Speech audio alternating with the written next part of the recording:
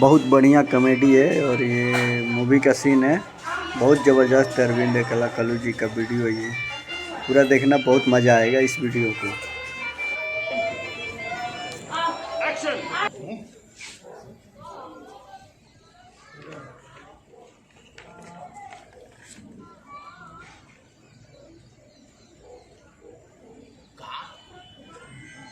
चंदन होई पूजा पाठ करनु भगत जे हम चंदन ह बाप के बाप बनावत रहे। पूछा नहीं कहाँ से आई हो? हम नहीं की जन की कहाँ से आइबा। तू जानता तो बताओ नहीं क्या हो। लिपस्टिक हाँ लिपस्टिक खा। तू कैसे जानता रहा?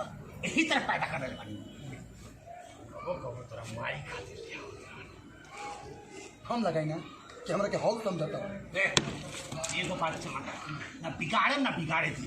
आज लिपस्टिक आई है, बिहान काजल आई, परसों कोनो लड़की के हाथ पकड़ के घर में लेके आई। हाँ तो सिक्योरिटी गार्ड लेकर घर में बैठल रहे तो लड़की का है बकरियो लेके ना आई।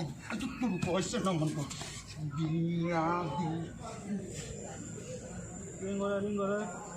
का होटो ना।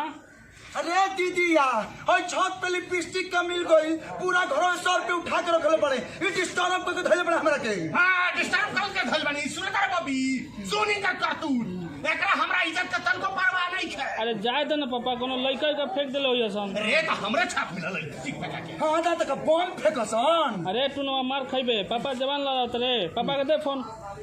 बोल स्पीकर पे सुनाता। हां बोल बबी। ए पापा कहीं कोनो देखना हरु अल्लाह हुसैन की ना। ए का देखना रू कोहनियों के ना काजल वाली पूछ के हम बेटा हो के बेटिया संग के दुआर पर छोड़े जाए। कोनो नहीं खसन आवल तो हमको गइल बने हम खुद है।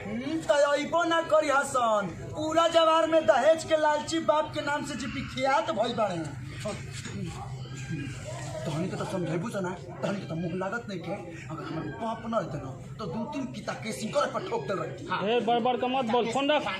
ठीक बा अभी जो फाफरा पलाव ना खाइबा।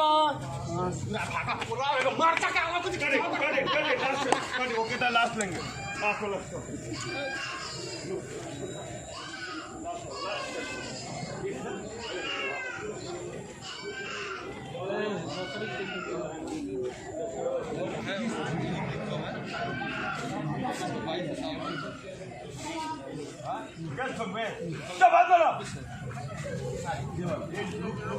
वो लास्ट शॉट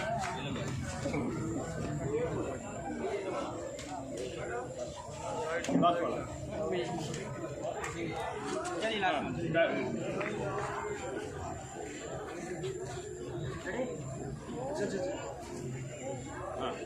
कैमरा एक्शन।